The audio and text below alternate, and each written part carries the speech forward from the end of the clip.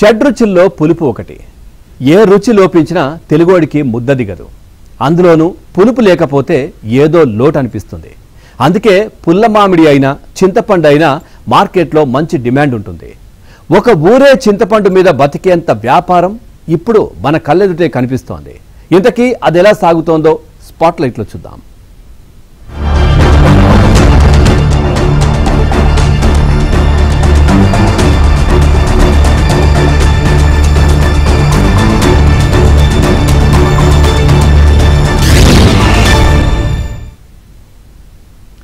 ఆ పట్టణంలో అదో కుటీర పరిశ్రమ.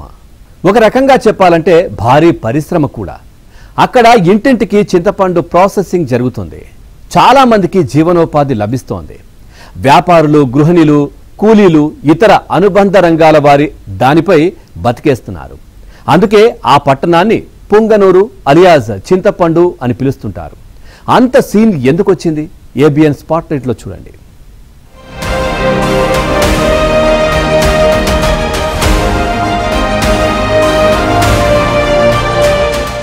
మెండైన పులుపుదనానికి పుంగనూరు చింతపండు ఎంతో ప్రసిద్ధి చెందింది. అలాంటి చింతపండు పుంగనూరు నుండి దేశ విదేశాలకు, రాష్ట్రంలోని అనేక ప్రాంతాలకు ఏ విధంగా ఎగుమతులు అవుతున్నాయి. సంవత్సరంలో వేల టన్నుల కొద్దీ చింతపండు పుంగనూరు నుండి ఎగుమతులు అవుతున్నటువంటి నేపథ్యంలో ఇక్కడ ప్రాసెస్ ఏ విధంగా కొనసాగుతుంది? మెండైన పొలతనానికి పుంగనూరు చింతపండు ఎంతో ప్రసిద్ధి. అలాంటి చింతపండు ప్రతి ఏటా వందల టన్నుల కొద్దీ దేశ విదేశాలకు పుంగనూరు నుంచి ఎగుమతులు అవుతుంది. పుంగనూరులో చింతపండు ప్రతి ఇంట ఒక కుటీర పరిశ్రమగా మారింది. దీంతో ఎంతో మందికి జీవనోపాధిని కల్పిస్తుంది. అటు రైతాంగానికి, ఇటు వ్యాపారస్తులకు, ఎంతో మంది కూలీలకు చింతపండు ఒక వరంగా మారింది.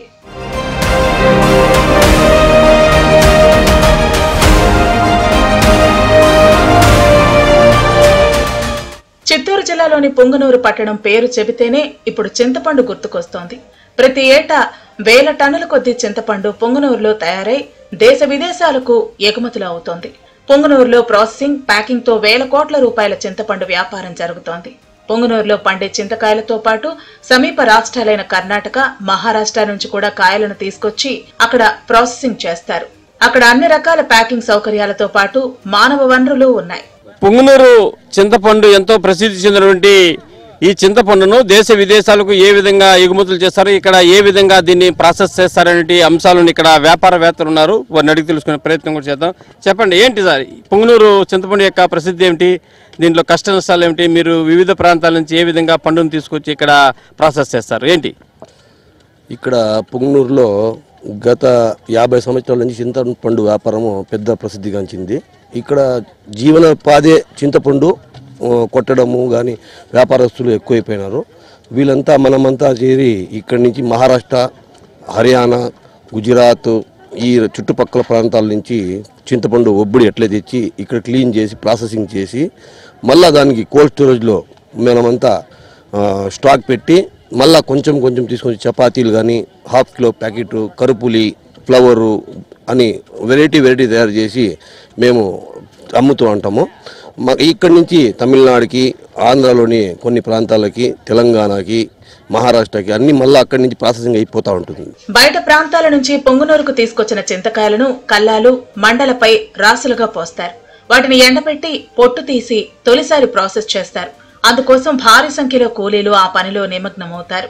ఈ క్రమంలో వేలాది మంది కూలీలకు జీవనోపాధి లభిస్తుంది. అయితే తమకు కూలీ గిట్టుబాటు కావటం లేదని కూలీలు ఆవేదన చెందుతున్నారు. పుంగనూరులో చింతపండు ప్రాసెస్ ఏ విధంగా కొనసాగుతుంది అనే అంశాలను తెలుసుకునే ప్రయత్నం అయితే చేద్దాం. పుంగనూరుతో పాటు సమీప పొరుగు రాష్ట్రం అంటే కర్ణాటక కావచ్చు, మహారాష్ట్ర కావచ్చు, వివిధ ప్రాంతాల నుంచి చింతకాయలను సేకరించిన తర్వాత పుంగనూరుకు తీసుకువచ్చి ఇక్కడ ఒడి చేసి అనేక పద్ధతుల్లో వ్యాపారానికి అనువుగా ఇక్కడ చింతపండును తయారు చేస్తుంటారు.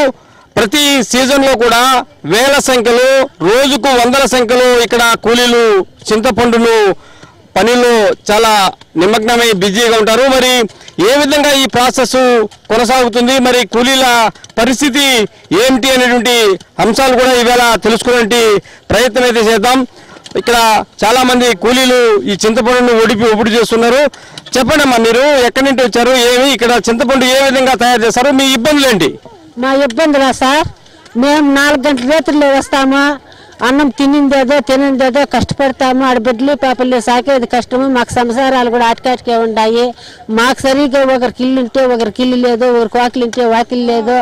మేము ఈ యుద్ధంతో మేము కష్టపడి తింటా ఉన్నాము, తిండికి లేక గుడ్డకు లేక పొడి బాధలు పడతా ఉన్నాం సార్. 300 రూపాయలు 350 అవుతుంది సార్. జనవరి ఇంకా పనిచేయనము, ఇప్పుడు బిల్లు పడలేదు, అది గవర్నమెంట్ స్పందించదు. ఏమింటే అది తెలియ ఏమి తెలియ చెప్పరు. ఇదికి వచ్చి 250 రూపాయలు సంపాదించకపోతే జీవనోపాధి కోసము ఏదో పని చేసుకొని బతకాలి కదా. టమాటా బాక్స్ వస్తే 70 రూపాయలు, ఎకరాకి 3 లక్షలు పెట్టుబడి పెట్టాలా. ఆ ఆత్మహత్యలు శిక్షలు తప్పిస్తే ఏమి లేదు రైతులకి. ఇంకేముంది, ఏడవుతావు ఈ 3 నెలలు, ఈ 3 నెలలు అయిపోతే మళ్ళీ అంతే మామూలే, మళ్ళీ టౌన్లో కావాలా, పని చేసుకోవాలా, సంపాదించి తినాలా. పొంగనూరు మార్కెట్ యార్డ్ లో జరిగే పనుల్లో కూలీలకి ఎక్కువగా పనిచేస్తున్నా వారికి ప్రభుత్వం వైపు నుంచి ఎలాంటి ప్రోత్సాహం లేదు.